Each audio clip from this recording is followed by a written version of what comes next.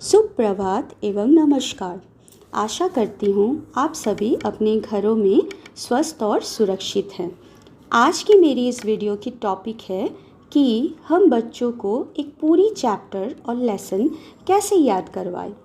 आज मैं आपको एक प्रोसेस और तकनीक के बारे में बोलना चाहती हूँ जिससे बच्चे कुछ कुछ पॉइंट्स को जोड़कर पूरी चैप्टर और लेसन को याद रख पाएंगे। इस टूल और इस प्रोसेस का नाम है माइंड मैपिंग। माइंड मैपिंग एक बहुत ही इफ़ेक्टिव टूल है जिससे बच्चे कुछ कीवर्ड्स को जोड़कर उसको लिखकर बहुत दिनों तक उसको याद रख पाएंगे। कभी कभी बच्चे ये सोचने लग जाते हैं कि परीक्षा से एक दिन पहले पढ़ाई करके वो बहुत अच्छा नंबर ला सकते हैं, बट ऐसा होता नहीं है। विषय को समझ रखने की ज़रूरत होती है और उसे लगातार रिवाइज करने की ज़रूरत होती है। विशेषज्ञों के मुताबिक हमारी शॉर्ट टर्म मेमोरी सिर्फ 7 बिट्स जानकारी याद रख सकती है, यानी 30 दिनों की कुल पढ़ाई का सिर्फ 20% ही हम लोग याद रख सकते हैं।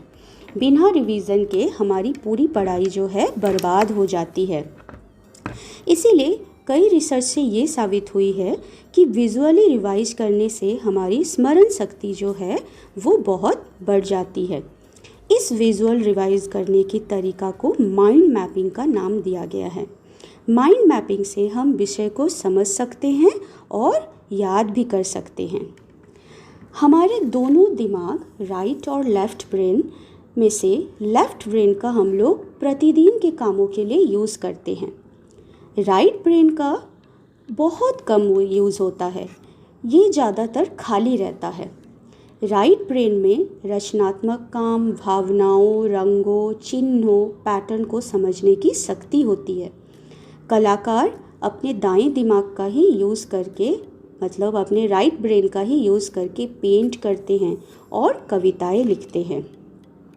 चलिए देखते हैं माइंड मैपिंग कैसे की जाती है।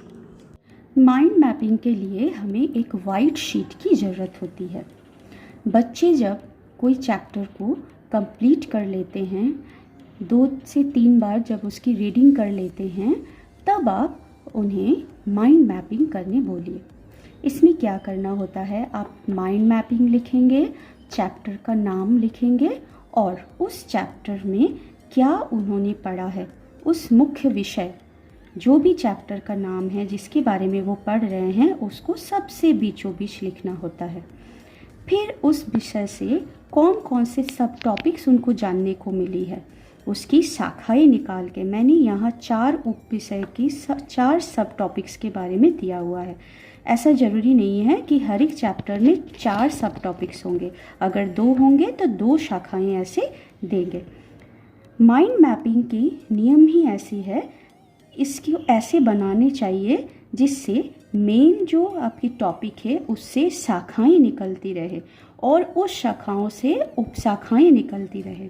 इससे क्या होती है, हमारे ब्रेन को चीज़ों को एक सीक्वेंस में याद रखने में मदद मिलती है।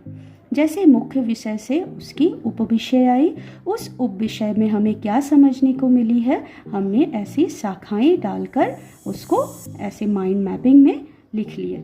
ऐसे ही हर एक उपविषय के बारे में हम लिख सकते हैं। ऐसे ही मैं एक और चीज़ दिखाती हूँ। मैंने एक, आप लोग ये कछुआ और खरगोश की स्टोरी के बारे में ही जानते ही होंगे। ये थोड़ा मैंने बहुत बड़े तरीके से लिख के रखा हुआ है। हर एक चीज़ के बारे में थोड़ा थोड़ा सीक्वेंस में इस स्टोरी को बता के रखा हुआ है। बट अगर ये बच्चे बनाते हैं, छोटे बच्चे, तो वो ऐसे बना सकते हैं। ये कौन सी टॉपिक है, कौन सी स्टोरी है, खरगोश और कछुआ की। खरगोश कैसा था, तेज चाल वाला था और घमंडी था, और कछुआ कैसी थी, धीमी चाल वाला जानवर है। खरगोश एक दिन दौड़ की प्रतियोगिता करने के लिए कछुआ से बोलता है। कछुआ मान जाता है, दौड़ शुरू होती है, खरगोश आगे निकल जाता है, कछुआ पीछे रह जाता है। खरगोश जब देखता है कछुआ अभी दिख ही नहीं रहा है, मैं बहुत आगे निकल गया हूँ, तो वो आराम करने की बात सोचता है। वो आराम करने लग जाता है। कछुआ लगातार चलते रहता है और फिनिशिंग लाइन तक आपकी खरगोश से बहुत पहले ही पहुँच जाता है। तो ये पूरी स्टोरी को मैं सिर्फ 1 2 3 4 5 6 7 8 9 10 छोटे छोटे वर्ड्स के कीवर्ड से कंप्लीट कर चुकी हूँ। ऐसे ही ज़रूरी नहीं है जैसा मैं की हूँ ऐसा ही बच्चे करें। बच्चे को जो चीज़ याद रखेगी वो रख पाएंगे, बस उस कीवर्ड्स को वो लिख सकते हैं। जैसा मैंने यहाँ पे एक पोल्यूशन चैप्टर से करके रखा हुआ है। पोल्यूशन, यहाँ 3 टाइप्स की पोल्यूशंस है, land pollution, air pollution, water pollution. Land pollution की शाखाएं मैंने दी है। लैंड पोल्यूशन किससे होती है? गार्बेज से, फर्टिलाइजर से, कटिंग ऑफ ट्रीज से। एयर पोल्यूशन कैसे होती है? क्रैकर्स से, स्मोक से, वेपन से। वाटर पोल्यूशन डर्टी वाटर जो होम से और फैक्ट्रीज से निकलती है, वॉशिंग से होती है, बाथिंग से होती है और इमर्शन ऑफ एसिड से भी होती है। ऐसे हर एक चैप्टर को जब बच्चे पढ़ लेते हैं, हर एक चैप्टर की अगर हम लोग उसकी माइंड मैपिंग बच्चों को करने बोलते हैं तो बच्चे जब रिवाइज करने लगेंगे, दूसरी बार जब उस चैप्टर को पढ़ने लगेंगे तो वो अगर इस माइंड मैपिंग वाले पेज को देख लेता है तो उसे पूरी चैप्टर फिर से याद हो जाएगी। ये एक विजुअल रिप्रेजेंटेशन है और इसमें कलर सिंबल्स की यूज़ करने से बच्चे बहुत देर तक उसको याद रख पाएंगे। मैं कुछ और इमेजेस आपको दिखा रही हूँ जिससे बच्चों को माइंड मैपिंग करने में मदद मिलेगी।